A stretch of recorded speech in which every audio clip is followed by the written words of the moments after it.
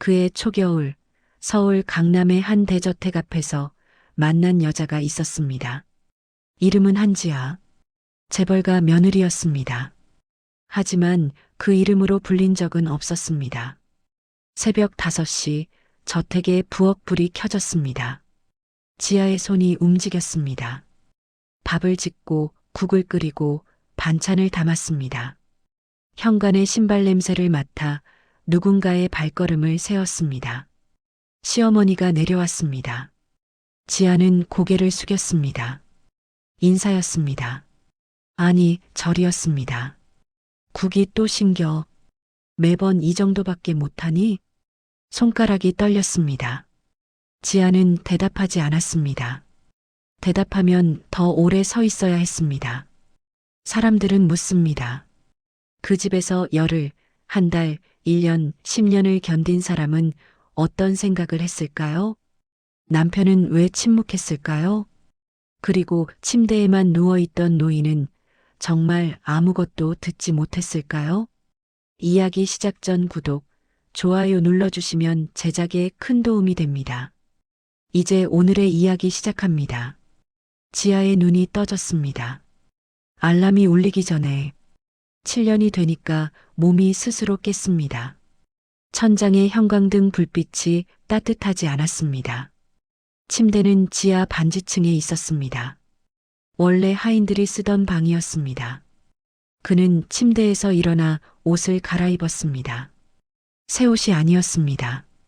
너덜거린 스웨터와 검은색 레깅스. 3년을 입었습니다. 화장은 하지 않았습니다.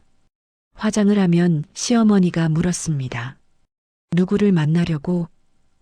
그 다음은 침묵과 눈초리였습니다. 거울을 보지 않았습니다. 오래전부터 보지 않았습니다. 부엌에 도착한 것은 4시 59분. 냉장고를 열었습니다. 어제 준비한 멸치를 건져 물에 불렸습니다. 손이 차가웠습니다. 냉장고 문을 열 때마다 손가락이 까졌습니다만 밴드를 감으면 시어머니가 불결하다고 했습니다. 그래서 감지 않았습니다. 쌀을 씻었습니다. 5번, 항상 5번, 6번 하면 물이 너무 탁하다고 했고 4번 하면 제대로 못한다고 했습니다. 그래서 5번이었습니다. 압력밥솥에 밥을 넣고 타이머를 맞췄습니다. 정확히 18분. 이 시간 동안 물을 채쳤습니다. 칼질할 때 손가락이 떨렸습니다. 그날도 떨렸습니다. 칼을 놓으면 멍은 남았습니다. 하지만 피는 나지 않았습니다. 다행이었습니다. 피가 나면 일이 늘었습니다. 멸치국을 끓였습니다. 육수가 우러나올 때까지 기다렸습니다. 가만히 서서 봤습니다. 거품이 자글거렸습니다. 시간은 5시 37분이었습니다. 계단에서 발소리가 들렸습니다. 빠른 발걸음이었습니다. 남편 이태규였습니다. 출근 시간이었습니다. 지아는 국을 담았습니다. 손은 떨리지 않았습니다. 손이 떨리는 것은 오래전에 멈췄습니다. 아침밥 됐어? 그의 목소리는 바뀌었습니다. 그는 집 밖에서는 영어로 통화했습니다. 자신이 들었습니다. 회의실 유리창 너머에서 한 번 봤습니다. 자신감 있는 목소리였습니다. 하지만 집에서는 달랐습니다. 아무도 없는 듯이 말했습니다. 네, 밥입니다. 반찬도 준비했습니다. 알았어. 그는 밥을 먹지 않았습니다. 밥을 떠서 한 숟가락 했습니다. 그리고 일어났습니다. 엄마가 계실까? 지아는 대답하지 않았습니다. 계신지 안 계신지는 상관없었습니다. 그것은 지아가 알아야 할 일이 아니었습니다. 그런데 아버지 링겔은 오전 9시쯤 간호사분이 오신다고 했습니다. 어제 시간을 확인했습니다. 그래. 그는 조용했습니다. 조용한 사람이었습니다. 결혼하기 전 데이트할 때도 그랬습니다. 자신의 집이 싫다는 것을 지아가 알아챈 것은 1년 후였습니다. 그것을 말하지 않으려고 조용했던 것 같습니다. 가방을 들었습니다. 고급 가죽 가방이었습니다. 지아가 산 것입니다. 결혼 이듬해 그의 생일 선물로. 그는 아무 말도 하지 않았습니다. 그저 들었습니다. 차 열쇠를 집었습니다. 지아. 드물게 이름을 불렀습니다. 네. 오늘 엄마가 친구들 올라고 했어. 점심 손님이 있을 거야. 먼저 장을 봐. 몇 분 오세요? 6명 정도?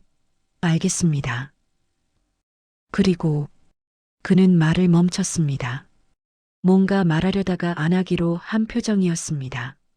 예, 그냥 조심해. 무엇을 조심하라는 건지 지아는 알 수 없었습니다. 조심하지 않은 날이 없었기 때문입니다. 숨을 조심했고, 눈빛을 조심했고, 손 놓는 것을 조심했습니다. 알겠습니다. 그가 떠난 후 지아는 테이블을 치웠습니다. 밥 한 그릇, 국 한 그릇, 반찬 3개. 모두 손도 대지 않은 것들이었습니다. 지아는 그것을 당연하다고 생각했습니다. 그것이 당연한지 아닌지 판단할 능력을 이미 잃어버렸기 때문입니다. 1-2. 하루에 중량 오전 8시 시어머니 조미숙이 내려왔습니다. 그 이름도 처음엔 부르기 어려웠습니다. 지금은 습관이었습니다. 지아, 여기 와. 거실에서 부르는 목소리였습니다. 지아는 청소를 멈추고 올라갔습니다. 그가 서 있는 소파 앞에 섰습니다. 조미숙은 거울을 들고 있었습니다. 자신의 얼굴을 보고 있었습니다. 60대 초반이었습니다만 피부는 팽팽했습니다. 수술을 많이 한 것 같았습니다. 눈이 반짝였습니다. 지배욕으로 내 피부가 요즘 칙칙해. 에스테틱 약속 잡아줄래? 언제쯤이 좋으신가요? 2주 목요일. 아, 그 전에 얼굴팩도 해줄 수 있니? 지아는 대답했습니다. 대답이 아니었습니다. 그냥 몸이 움직였습니다. 욕실로 가서 에센스를 꺼냈습니다. 프랑스 브랜드, 가격은 60만 원. 지아의 월급으로는 사지 못하는 가격이었습니다. 월급이 없었기 때문입니다. 카드는 시어머니 이름이었습니다. 정해진 액수만 쓸 수 있었습니다. 월 50만 원. 팩을 개었습니다. 조미숙의 얼굴을 닦았습니다.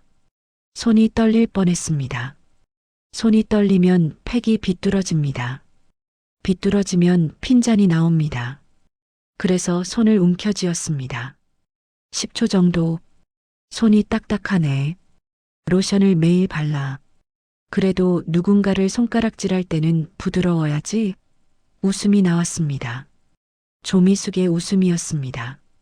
자기 농담에 웃는 사람이었습니다. 팩이 마를 때까지 기다렸습니다. 30분. 지아는 그 옆에 서 있었습니다. 조미숙은 그 사이 휴대폰을 봤습니다. SNS를 스크롤했습니다. 가끔 소리를 냈습니다. 이년아, 너 봐. 저 봐. 나랑 비슷한 인생인데 얼마나 더 풍족하게 살아? 지아는 화면을 봤습니다. 유명한 재벌가 며느리였습니다. 런웨이에서 본 여자였습니다. 전년도 결국 남편이 있어서 저 정도야. 남편 없으면 뭐가 돼? 침묵이 있었습니다. 응? 말을 하지. 남편이 있어야 뭔가 될 수 있다는 뜻이신가요? 조미숙은 고개를 돌렸습니다. 팩 때문에 움직임이 어색했습니다. 당신처럼 눈치 없으니까 그래도 남편이 있는 거지. 없었으면 벌써 쫓겨났을 거야. 지아는 웃지 않았습니다. 웃을 수 없었습니다. 웃으면 빈정댔다고 했습니다. 팩을 벗겼습니다. 따뜻한 물로 씻어줬습니다. 손이 자연스러웠습니다. 이 일은 익숙했습니다. 2000번 이상 했습니다. 정확히 2000번은 아니지만 그 정도는 했을 것입니다. 그래, 이제 괜찮네. 목요일 오후 2시에 약속 잡아. 그리고 지금은 아버지 케어 해줄 시간이지. 시아버지 강도현. 그를 간호하는 것이 하루의 절반이었습니다. 침실, 큰 침대, 병원용 침대 옆에 놓인 모니터, 링겔 스탠드, 산소 공급기. 강도연은 그곳에 누워 있었습니다. 그는 7년 전 뇌졸중으로 쓰러졌습니다. 지아가 결혼하고 1년 후였습니다. 회사 출장 중이었습니다. 그날 저녁 병원에 가니 이미 의식을 잃고 있었습니다. 뇌출혈이었습니다. 응급수술을 했습니다. 산 것도 기적이라고 의사는 말했습니다. 그 후로 강도연은 움직이지 않았습니다. 눈만 살짝 떴습니다. 의료진은 말했습니다. 반응이 있을 수도 없을 수도 있다고. 식물인간이라는 말을 직접 한 건 아니지만 그 의미였습니다. 지아는 침실 문을 열었습니다. 강도연의 눈이 천장을 보고 있었습니다. 표정이 없었습니다. 얼굴은 수염이 자라 있었습니다. 아침 면도를 아직 못했습니다. 지아는 스탠드 테이블에서 면도기와 크림을 꺼냈습니다. 아버님, 아침이에요. 제가 수염을 밀어드릴게요. 말을 걸었습니다. 항상 말을 걸었습니다. 대답이 올 일은 없지만 말을 걸었습니다. 의료진이 권장했습니다. 청각 자극이 도움이 될 수 있다고. 수염을 밀면서 지아는 생각했습니다. 이 사람도 7년 전까지는 움직였을 것입니다. 회사를 다녔을 것입니다. 큰 결정을 내렸을 것입니다. 사람들이 두려워했을 것입니다. 적어도 한 번은 누군가를 해친 것 같은 눈빛이 있었습니다. 지아는 그것을 본 적 있습니다. 결혼 초 몇 번. 지금은 아무것도 아니었습니다. 움직일 수 없는 덩어리였습니다. 지아는 그런 생각을 하는 자신을 미워했습니다. 하지만 그렇게 생각하지 않으면 못 견뎠습니다. 오늘 날씨가 좋대요. 하늘이 파랗다고 들었어요. 저는 안 봤지만 면도를 마쳤습니다. 수건으로 얼굴을 닦아줬습니다. 그 과정에서 강도연의 눈이 약간 움직이는 것 같았습니다. 하지만 그렇게 보일 수도 있고 아닐 수도 있었습니다. 7년 동안 수천 번 그 눈을 봤습니다. 언제나 애매했습니다. 식사하실 시간입니다. 오늘은 죽으로 준비했어요. 계란죽이에요. 아버님 좋아하시던 거. 죽을 떠서 천천히 입에 넣었습니다. 삼킨 반사가 있었습니다. 그것이 살아있다는 증거였습니다.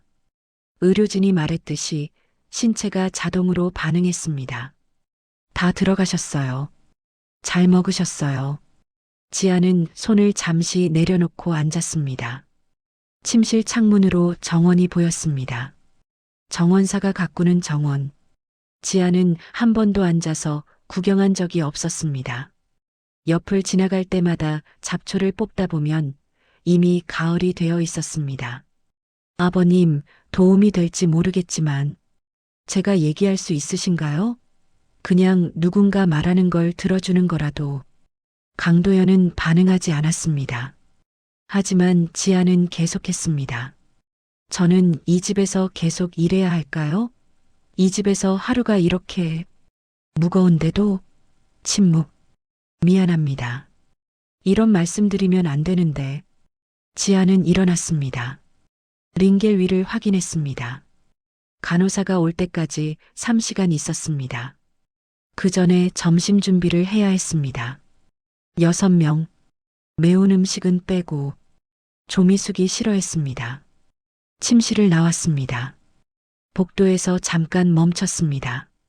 어디로 가야 할지 알지만 가고 싶지 않았습니다. 하지만 가야 했습니다. 늘 그랬습니다.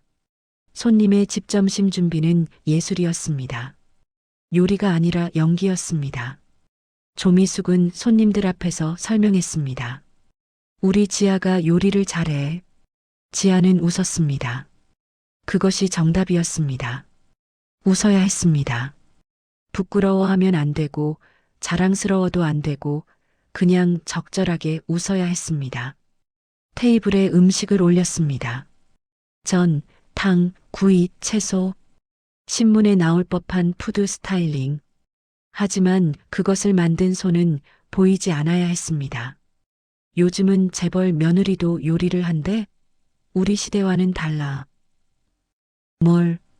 이해도 원래 요리를 못해.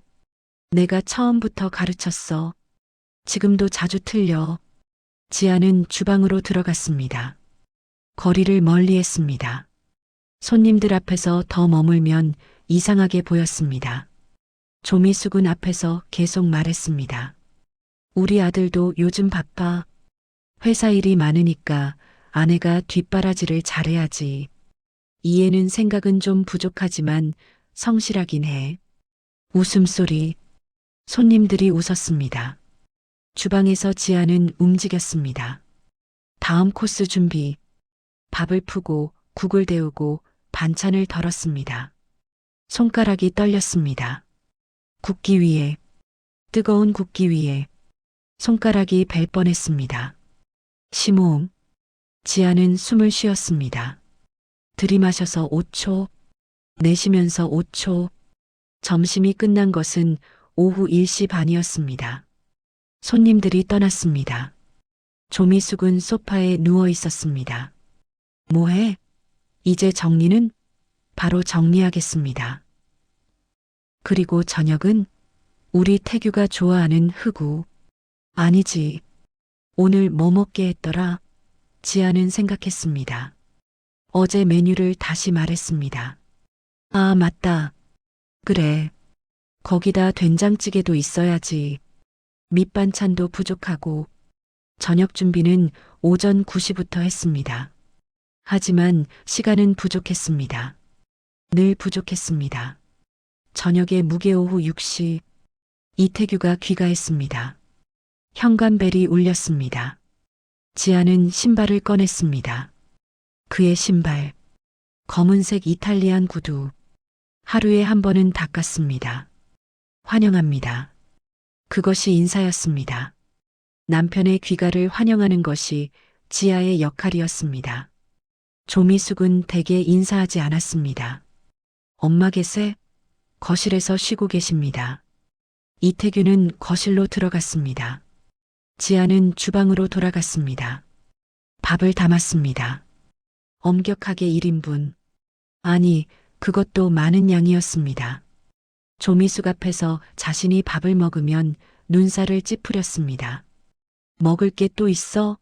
저녁은 항상 누군가의 불만으로 끝났습니다. 된장찌개 간이 좀 신걸? 좀 더 진하게 준비할까요? 아, 그냥 먹어. 역시 너는 손맛이 없네. 손가락이 다시 떨렸습니다. 이번엔 감춰졌습니다. 테이블 아래. 이태규는 아무 말도 하지 않았습니다. 밥을 먹었습니다. 조미숙은 계속했습니다. 너도 아내 밥이 이 정도인데 참네. 나 같으면 벌써. 그 문장은 끝나지 않았습니다. 하지만 지아는 알았습니다. 무슨 말인지. 저녁이 끝난 후 지아는 설거지를 했습니다. 밤 8시가 되니 조미숙은 2층으로 올라갔습니다. 이태규도 서재로 들어갔습니다. 지아는 혼자였습니다. 주방의 형광등 아래에서 밤의 루틴 밤 10시 강도연을 다시 확인했습니다. 링겔 상태, 호흡, 체온. 하루에 3번을 확인해야 했습니다. 간호사는 주 3일만 왔습니다. 나머지는 지아였습니다. 아버님, 편하신가요? 베개 조정해 드릴까요? 손을 움직여 베개를 정리했습니다.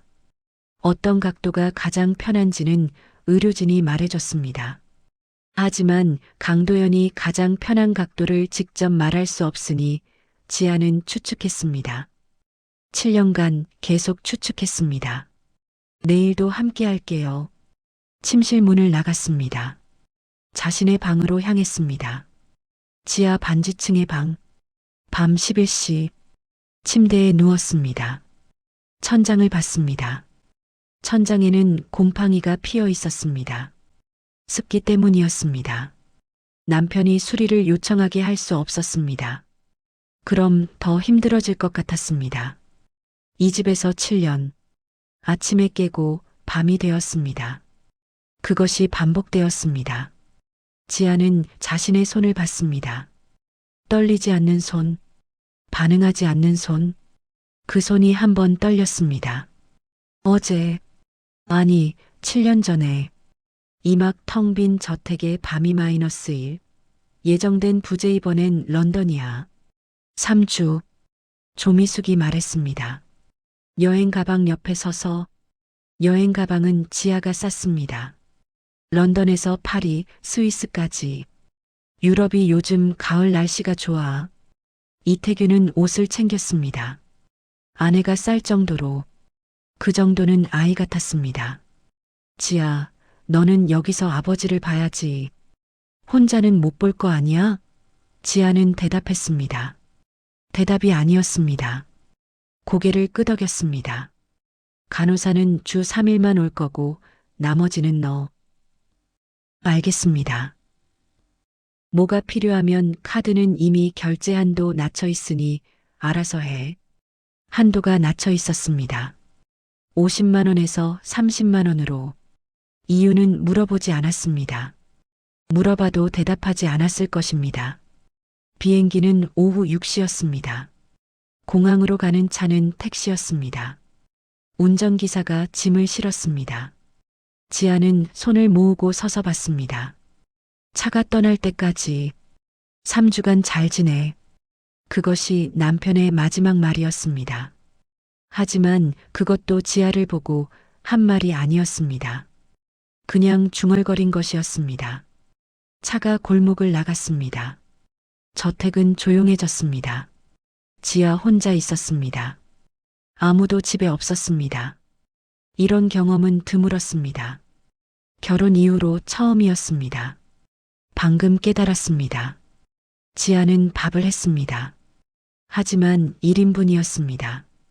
2인분이 아니라 조미숙을 위한 반찬을 준비하지 않아도 되었습니다. 손이 빨라졌습니다. 저녁을 먹으며 지아는 거실에 텔레비전을 켰습니다. 뉴스였습니다. 조미숙은 항상 뉴스를 틀었습니다. 세상 돌아가는 꼴을 알아야지. 하지만 보는 건 거의 없었습니다. 백그라운드였습니다. 지아는 이제 소리를 내려도 괜찮았습니다. 밤 9시 강도연을 확인했습니다. 새벽 5시에 아침을 준비해야 했지만 아침을 준비할 사람이 없었습니다. 그 사실이 이상했습니다. 침실에서 지아는 말했습니다. 아버님, 오늘 저녁은 좀 조용할 것 같아요. 그래도 괜찮으신가요? 그 질문 자체가 처음이었습니다. 마치 대답이 올 가능성이 있다는 듯이 강도연의 눈은 천장을 봤습니다. 항상처럼 지아는 침실을 나왔습니다. 자신의 방에 들어갔습니다. 하지만 잠들 수 없었습니다. 밤 11시 침대에 누워서 천장을 봤습니다. 곰팡이가 보였습니다. 어제와 같은 곰팡이, 내일도 있을 곰팡이. 하지만 그것도 좋았습니다. 말 거는 사람이 없다는 게, 눈치 볼 사람이 없다는 게. 두 번째 밤둘째 날 아침, 지아는 새벽 5시에 깼습니다. 습관이었습니다. 하지만 일어나지 않았습니다. 침대에 누워 있었습니다. 30분. 이것도 처음이었습니다. 오후, 간호사가 왔습니다. 위클리 케어, 목욕, 마사지, 링겔 교체. 요즘 어떠세요? 간호사는 지아에게 물었습니다.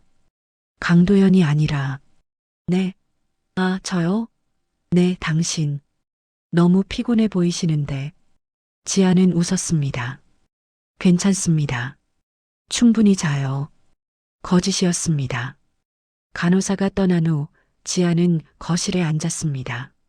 소파에 텔레비전을 켰습니다. 드라마였습니다. 아무것도 모르는 여자가 남자를 만나는 이야기. 지아는 그것을 봤습니다. 처음부터 끝까지. 이 시간, 밤이 되었습니다. 세 번째 밤의 전환 셋째 밤. 자정이 가까워졌습니다. 지아는 강도연의 침실에 있었습니다. 마지막 체크, 링겔 상태, 호흡, 체온, 모두 정상이었습니다. 아버님, 저는 이제 좀 쉬러 가볼게요. 침대 옆에 잠깐 앉았습니다. 처음으로 이 집에서 저는 항상 누군가의 시선을 느껴요. 지금은 안 그래도 되는 게 신기해요. 침묵. 잘못 말씀하는 것 같은데. 실제로는 자유가 무섭기도 해요. 더 침묵. 아버님도 그런가요? 이 침대에서 정말 아무것도 못 느끼신가요? 지아의 목소리가 낮아졌습니다. 거의 속삭임 정도. 정말 좋겠어요. 그렇다면 지아는 일어났습니다. 침실 문을 닫으며 불을 껐습니다. 침실은 완전한 어둠이 되었습니다. 밤 2시 37분. 지아는 깬 것이 아니라 무언가를 들었습니다. 3층에서 침대 밖의 움직임. 그것도 크고 명확한 움직임이었습니다. 연속적인. 지아는 침대에서 일어났습니다. 복도로 나갔습니다. 조용히 3층 침실로 가는 계단에서 멈췄습니다. 침실 불이 켜졌습니다. 지아는 계단을 올랐습니다. 천천히 마지막 계단 직전에서 멈췄습니다. 그 다음의 일은 후에 지아가 몇 번을 물어도 정확하게 기억할 수 없었습니다. 충격이 그랬던 것 같습니다. 강도연이 일어나 있었습니다. 침대에 앉아 있었습니다. 등을 펴고 움직임이 있었습니다. 팔의 움직임, 손의 움직임, 스탠드의 스위치를 켜는 그 정확한 움직임. 지아의 입에서 소리가 나왔습니다. 강도연이 돌아봤습니다. 눈이 초점을 맺었습니다. 명확하게, 처음으로, 너, 그가 말했습니다. 지아는 기절했습니다. 아니, 거의 그 정도였습니다. 침대 옆에 무릎을 꿇고 앉았습니다. 뭐예요, 아버님? 조용해. 명령이었습니다. 명확한 목소리였습니다. 지아는 말할 수 없었습니다. 강도연은 침대에서 내려왔습니다. 천천히. 다리가 약했습니다. 하지만 움직였습니다. 문을 잠가. 지아는 문을 잠갔습니다. 마치 로봇처럼. 강도연은 의자에 앉았습니다. 침대 옆에 것이 지아를 마주보기 위해 10년을 더 누워있는 게 낫겠나? 목소리가 낮았습니다. 하지만 무거웠습니다. 무슨 사고가 아니야. 살인 미수였어. 너 남편 엄마와 그 여자 오빠가 내가 회사 장부를 들었거든. 횡령 기록이 8년치. 도망치는 게 낫겠다는 생각은 했는데 그 전에 차 사고가 났어. 그것도 의도적인. 침묵. 의식이 남아 있었어. 처음엔 못 움직일 뿐. 의료진이 식물인간이라고 선포할 때 나는 그들을 봤어. 눈만 움직였지만 지아는 의자의 팔걸이를 잡았습니다. 그 후로 계획했어. 10년. 복수를 준비하는데 10년이 필요했어. 강도연은 일어났습니다. 책장으로 갔습니다. 보조기 없이 비틀거렸지만 움직였습니다. 침대 뒤. 벽돌을 빼봐. 지아는 침대 뒤로 가서 벽돌을 빼기 시작했습니다. 6개. 그 안에는 노트북이 있었습니다. 다 여기에 있어. 기록, 녹취, 계좌. 그들의 모든 걸 내가 움직일 수 없는 사이에 이 집 곳곳에 몰래 카메라를 설치했어. 그리고 너, 지아를 봤습니다. 너는 그들 앞에서 뭘 봤나? 학대. 한 단어 대답이었습니다. 그래. 그걸 봤으니까. 내가 이제 일어난 걸 알면 너는 위험해질 거야. 그래서 물어봐야 해. 너, 날 신고할래? 아니면 함께 할래? 질문이었습니다. 선택의 순간이었습니다. 지아는 두 손이 떨렸습니다. 이번엔 숨길 수 없었습니다. 함께 하겠습니다. 작은 목소리였습니다. 강도연은 고개를 끄덕였습니다. 좋아. 그럼 우리는 계속 그렇게 해야 해. 뭐를? 연기를. 밤 3시 20분. 강도연은 다시 침대로 누웠습니다. 지아가 도와줬습니다. 손을 잡고 언제부터 일어날 수 있었어요? 6개월쯤 신경이 회복되고 다리에 힘이 들어오기 시작했어. 하지만 확실할 때까지 기다렸어. 3년을 더 누워 계시다니. 계획이 완성될 때까지. 강도연은 침대에 누웠습니다. 다시 그의 자리로. 내일부터 아무도 모르게. 하루에 3번, 밤 2시에만 일어나. 그때 우리 얘기하고, 준비하고, 다시 누워. 간호사가 오면 여전히 식물인간처럼 있어. 하지만 너는 좀 봐야 해. 내 눈을 보고 있을 때 언제 진짜 반응이 없고 언제 있는지. 지아는 가능한 일인지 의심했습니다. 하지만 그것도 10년을 준비한 사람에게는 기본이었던 것 같습니다. 그리고 미안해. 지아는 고개를 들었습니다. 너를 이렇게 말려들여서 너도 피해자인데. 처음으로 누군가가 지아를 피해자라고 불렀습니다. 아니에요. 오히려 감사합니다. 감사? 왜? 이 집에서 처음으로 누군가 저를 봤으니까. 강도연은 아무 말도 하지 않았습니다. 밤 4시, 지아는 자신의 방으로 내려갔습니다. 침대에 누웠습니다. 잠을 잘 수 없었습니다. 하지만 이번엔 두려움 때문이 아니었습니다. 처음으로 희망 때문이었습니다. 사흘 후 합의가 깊어졌습니다. 재산 얼마예요? 500억 정도. 회사 주식, 부동산, 현금. 전부 조미숙 명의. 대부분. 나머지는 태규 명의. 하지만 실제론 조미숙이 관리해. 지아는 노트를 들었습니다. 야간 정기 회의였습니다. 밤 2시 15분. 횡령액은 80억. 계속 늘어나는 중. 내가 탈옥수 같은 신세가 되면서 더 가속화됐어. 어쩌면 더 있을 수도. 법적으로는 그들은 살인미수, 횡령, 사기, 배임. 최소 15년에서 20년대. 그리고 제2호는? 지아가 물었습니다. 이미 몇 번 했던 질문이었습니다. 태규는 강도연의 친자가 아니야. 내 아내가 불륜으로 낳은 애였어. 조미숙이 알고 있었고 이용했어. 태규가 반항할 수 없게. 그러면 제가 이혼하면서 재산 분할 청구권이 거의 없어. 가짜 며느리니까. 법적으로 약한데 그래서 너는 먼저 나갈 수 있어. 지아는 그 말을 이해했습니다. 도망칠 수 있다는 뜻이었습니다. 도망쳐야 해요? 최종 폭로 전까진 피해야 해. 복수가 완성되면 너는 증인이 돼야 되니까. 증인? 너의 증언이 필요해. 그 집 안에서 벌어진 모든 것들에 대해. 밤 2시 42분. 강도연은 다시 침대로 누웠습니다. 지아가 도와주면서 물었습니다. 얼마나 더 기다려야 해요? 3개월. 증거를 다 모으는데 그동안 제가 여기 있어야 해. 그들을 감시하고 반응을 봐야 해. 침묵. 미안해.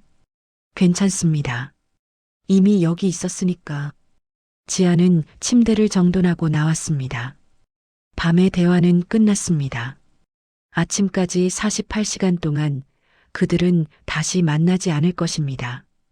강도연은 침대에서만 있을 것입니다. 지아는 하녀처럼 움직일 것입니다. 이제는 그것이 연기라는 것을 알고서 유럽에서 돌아왔습니다. 런던의 백화점 쇼핑백을 들고 조미숙이 들어섰습니다. 이태규는 뒤에서 신발을 벗고 있었습니다. 집이 이상했어. 뭔가 이상한데? 조미숙이 의심했습니다. 지아는 웃었습니다. 크게. 그런 게 있어요? 저는 아버님만 있었는데. 거짓이었습니다. 매일 밤 강도연은 움직였습니다. 1시간씩 프레임 운동을 했습니다. 몸이 굳지 않도록, 다리에 힘이 들어가도록. 지아는 그를 도왔습니다. 운동을 할 때, 그 후 다시 침대에 누워 식물인간 상태로 돌아갈 때까지. 아버지는요? 건강하신가요? 간호사의 기록을 읽었습니다. 조미숙이, 예, 특별한 변화 없습니다. 거짓이었습니다. 한 달 후, 밤 2시, 강도연의 침실. 금고가 어디예요? 서재 책장 뒤, 회장실에 있는 것과는 다른 금고. 너만 들어갈 수 있는 곳이야. 가사 보조원이니까. 지아는 그날 밤 서재에 들어갔습니다. 천천히 책을 빼내고 벽을 눌렀습니다. 금고가 나타났습니다. 비밀번호는 강도연이 알고 있었습니다. 내부 카메라로 조미숙이 입력하는 걸 본 것이었습니다. 문이 열렸습니다. 그 안에는 장부, 진짜 장부, 회사 시스템과는 다른 녹음 파일, USB에 담겨 있는 통장 사본, 해외 계좌들, 서류, 강도연이 서명해야 할 서류들. 지아는 휴대폰으로 촬영했습니다. 각각을. 강도연과의 약속이었습니다. 밤 3시 모든 것이 제자리로 돌아왔습니다. 충분해? 지아가 물었습니다. 조금 더. 해외 계좌 이체 기록이 필요해. 조미숙의 컴퓨터에만 있을 거야. 지아는 숨을 쉬었습니다. 그것은 위험했습니다. 언제? 조미숙이 밖에 나가는 날. 원래 목요일마다 에스테틱을 가요. 그럼 이 시간 40분 정도? 충분해. 다음 목요일 오후 2시 조미숙이 에스테틱 샤로우로 나갔습니다. 이태규는 회사에 있었습니다. 지아는 조미숙의 침실로 들어갔습니다. 컴퓨터를 켰습니다. 비밀번호는 강도연이 알고 있었습니다. 카메라의 반사로부터 컴퓨터가 켜졌습니다. 이메일, 메신저, 은행 웹사이트, 모든 기록이 있었습니다. 거의 자동으로 저장된 것들. 조미숙이 조심스러운 사람이 아니었기 때문입니다. 지아는 촬영했습니다. 손이 떨렸습니다. 1시간 15분 안에 모든 이체 기록을 담았습니다. 다시 컴퓨터를 꺼렸습니다. 침실을 나갔습니다. 오후 4시 45분 조미숙이 돌아왔습니다. 뭐해? 지아가 그들의 침실 현관에서 만났을 때였습니다. 아, 침구류를 정리했습니다. 내 방에 들어가지 마. 미안합니다. 청소할 줄 알았습니다. 너 같은 애가 뭘 건드려. 그냥 2배. 밤 2시 지아는 촬영한 사진들을 강도연에게 전달했습니다. USB에. 완벽해. 더 있어요? 조금. 회사 통장, 분기별 거래 기록. 그게 회사 금고에? 그래. 회사 사무실에만 있어. 침묵이 있었습니다. 내가 가서 너는 들어갈 수 없어. 보안 카드가 필요해. 강도연은 생각했습니다. 미안해. 이게 너무 벗게 할 수 없을 것 같아. 괜찮습니다. 지아가 말했습니다. 저는 이미 여기 있었잖아요. 조금 더 깊어지는 것뿐입니다. 태규가 늦게 들어왔습니다. 회사에서. 지아, 내일 엄마 대신 회사에 서류 가지러 가줄 수 있어? 기회였습니다. 네, 뭔데요? 사무실 금고에 분기 통장이 있어. 엄마가 필요하대. 비밀번호는 태규 자신을 제외한 누구도 모르는 거여야 했지만 조미숙은 태규의 비밀번호를 알고 있었습니다. 다음 날 오전 지아는 회사 건물로 들어갔습니다. 처음이었습니다. 남편이 일하는 곳을. 회장실로 향했습니다. 비밀번호는 1209L. 금고가 열렸습니다. 분기 통장들, 은행명별로 정렬되어 있었습니다. 지아는 촬영했습니다. 각 쪽마다 정확하게 8분 33초 나와서 엘리베이터를 탔습니다. 지하 주차장에서 택시를 탔습니다. 오후 2시 모든 게 끝났습니다. 밤 2시 강도연에게 USB를 건넸습니다. 다 했어. 고마워. 침묵. 이제 언제예요? 한 달 더. 뭐를? 결혼 무효 청구를 준비하는 거야. 내가. 그래야 재산 분할이 안 되거든. 지아가 말을 잇지 못했습니다. 태규는 강도연의 친자가 아니니까 법적으로는 내가 재벌가 며느리가 아니다. 따라서 결혼도 무효. 현실의 말이었습니다. 하지만 혀씀처럼 들렸습니다. 그래 맞다. 그런데도 왜 이렇게 슬퍼? 네. 강도연은 손을 내밀었습니다. 지아의 손을 잡았습니다. 7년 만에 처음으로. 미안해. 내가 더 빨리 깨어났으면 좋았을 텐데. 아니요. 지아는 눈물을 닦았습니다. 오히려 고마워요. 저는 미쳤을 것 같은데. 강도연은 손을 놓지 않았습니다. 한 달만 더 견디자. 함께. 지아의 변화가 시작되었습니다. 더 조용해졌습니다. 더 둔해 보였습니다. 더 비굴해졌습니다. 조미숙은 만족했습니다. 이에 요즘 더 순해졌네. 깔개처럼 깔려도 징징거리지도 않네. 지아는 일부러 떨렸습니다. 말할 때 눈빛도 죽였습니다. 강도연은 밤마다 그 연기를 봤습니다. 힘들어? 아니요. 이건 자유용이에요. 어떤 의미인지 강도연은 이해했습니다. 오래 당해본 사람이 마지막으로 하는 진정한 표현이었습니다. 한 달이 지나갔습니다. 밤이 점점 짧아졌습니다. 강도연의 준비가 끝났기 때문입니다. 마지막만 남았습니다. 그러던 어느 날 오후 조미숙의 친구들이 방문했습니다. 너 봐, 저 애가 재벌가 며느리래. 보기 좋지? 웃음. 우리 시대 여자들하고 달라. 남편 뒷바라지 한다고 남편이 자기를 사랑하나? 웃음. 조미숙은 지아를 보며 말했습니다. 봐, 너도 이 정도는 들어야지. 나중에 남편이 너 버릴 때 뭐라고 할 건데? 지아의 손이 커피 잔을 들었습니다. 떨렸습니다. 진짜로. 아, 맞다. 애초에 널 버릴 남편이 없지. 뭐가 있는데 남편한테. 웃음. 방 안에 가득했습니다. 지아는 웃음을 들으면서 서빙했습니다. 커피를 따랐습니다. 손가락이 정확했습니다. 하지만 눈은 죽어 있었습니다. 밤 2시 강도연의 침실. 미안해. 지아가 말했습니다. 뭐? 제가 좀 더 빨리 할 수 있으면. 우리가 충분히 준비했어. 이제 됐어. 정말요? 강도연은 고개를 끄덕였습니다. 내일 주주총회야. 모든 게 터질 거야. 침묵. 무서워? 지아가 물었습니다. 아니, 자유가 마주치면 무섭지 않아. 주주총회 3일 전 회사에서 연락이 왔습니다. 조미숙에게. 주가가 흔들렸습니다. 누군가가 내부 정보를 흘렸다는 추측 때문이었습니다. 증거는 아직 명확하지 않았습니다. 하지만 조미숙은 알았습니다. 누군가가 자신들을 노리고 있다는 것을.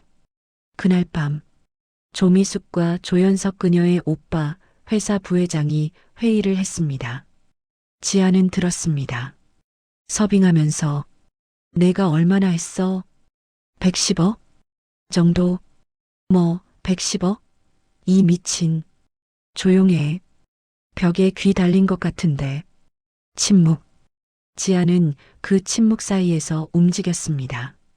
일단 내일 주주총회를 진행해야 해. 아들 이름으로 회장을 발표하면 외부는 조용해질 거야. 그런데 기자들은 이미 의심하고 있어. 회사의 부채 구조, 자산이 계속 물어볼 거야. 그때쯤이면 다 정리될 거야. 무슨 뜻인지 지아는 알 수 없었습니다. 하지만 강도연에게 전달했습니다. 밤 2시. 끝났어. 마지막 카드를 쓸 때가 왔어. 주주총회 2일 전. 새벽. 조미숙이 지아를 불렀습니다. 침실에서. 지아, 여기 와. 거울 앞에 앉아 있었습니다. 피부 에센스를 바르고 있었습니다. 뭐예요? 너, 이 집에서 생각해 본 적 없어? 예. 남편이 엄마를 좋아하지 않는다는 거 너도 알아? 남편이 너를 좋아하지 않는다는 거 말이 됐습니다. 천천히, 마치 이미 준비한 대사처럼. 아니에요, 남편. 아니야. 봐, 너 같은 여자. 뭐 하는 여자? 밥도 못하고 청소도 제대로 못하고 남편이 왜 좋아하겠어? 침묵. 하지만 넌 여기 있잖아. 왜? 돈이 있어서지. 지아는 이해했습니다. 이건 협박이었습니다. 이건 테스트였습니다. 네, 그래요. 그런데 이제 그 돈을 나한테 줘야 해. 도와주는 대신 뭘 도와주시는 거예요? 남편이 너를 버리지 않게. 손가락이 떨렸습니다. 이번엔 진짜였습니다. 그 대신 일부 재산을 내 이름으로 넘겨줘. 서명하면 돼. 아주 간단해. 종이가 나왔습니다. 법무법인에서 만든 공식 서류였습니다. 한지아가 보유하고 있는 모든 부동산, 현금 자산을 조미숙에게 양도한다. 지아의 부동산, 결혼 전 자신의 돈으로 사던 집과 토지, 그리고 신혼집 이름을 딴 것도 있었습니다. 서명에 목소리가 낮아졌습니다. 명령이었습니다. 지아는 펜을 들었습니다. 손이 떨렸습니다. 이제 연기가 아니었습니다.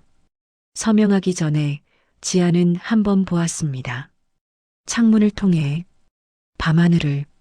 그 하늘 아래 강도연은 무엇을 하고 있을까? 서명하지 말라고 할까? 아니면 서명하라고 할까? 지아는 서명했습니다. 이름을. 그 위에. 잘했어. 이제 넌 내 것이야. 영원히. 조미숙이 서류를 가져갔습니다. 지아는 침실을 나왔습니다. 화장실에서 토했습니다. 밤 2시가 올 때까지 토해야 했습니다. 했어요. 지아가 말했습니다. 미안해. 강도연이 말했습니다. 괜찮아요. 이미 한 번 죽은 거라. 너는 안 죽어. 목소리가 단호했습니다. 내일 이후로 넌 살아야 해. 이 집에서 나가서. 그리고 넌 다시 그 사람들을 안 봐도 돼. 정말요? 내 약속이야. 회의실은 가득 찼습니다. 주주들, 임원진, 언론인들. 200명. 조미숙은 조연석 곁에 앉아 있었습니다. 이태규는 단상 옆에. 회의 사회자가 말했습니다. 이사회의 결정에 따라 새로운 회장을 발표하겠습니다. 이태규 이사. 박수. 조미숙은 웃었습니다. 이제 모든 게 자신의 것이라고 생각하듯이. 그때였습니다. 회의실 뒤쪽 문이 열렸습니다. 지아가 들어섰습니다. 프로젝터가 켜졌습니다. 스크린이 내려왔습니다. 사진, 학대의 흔적들, 상처, 병원 기록. 회의실이 소요했습니다. 다음, 음성 파일. 넌 왜 항상 이 정도야? 진짜 우리 집이 부끄럽네. 조미숙의 목소리였습니다. 미안합니다. 지아의 목소리. 미안하면 뭐해? 미안이 말이 되냐고. 이 바보 같은. 욕설. 그리고 때리는 소리. 회의실의 소음이 커졌습니다. 지아는 계속 말했습니다. 회사 공식 장부와 이 장부를 비교하면 110억 원의 횡령을 확인할 수 있습니다. 분석 자료가 화면에 떴습니다. 수치, 그래프, 계좌. 그리고 10년 전 강도연 회장님의 차 사고는 사고가 아닙니다. 침묵. 이 CCTV 영상을 보세요. 차가 일부러 치이는 장면. 명백한 의도. 가해자는 조미숙과 조현석입니다. 경찰이 대기하고 있다는 안내. 그리고 마지막으로 강도연 회장님의 DNA와 이태규의 DNA를 비교한 결과 커다란 글자, 생물학적 부자관계 없음. 회의실이 떠들썩해졌습니다. 기자들이 뛰어나갔습니다. 조미숙과 조현석은 자리에서 일어났습니다. 뭐 하는 거야? 이년아. 조미숙이 지하를 향해 달려갔습니다. 그때였습니다. 회의실의 뒤쪽에서 휠체어가 나왔습니다. 강도연이 앉아 있었습니다. 휠체어에 천천히 회의실의 중앙으로 주주들과 기자들이 물러섰습니다.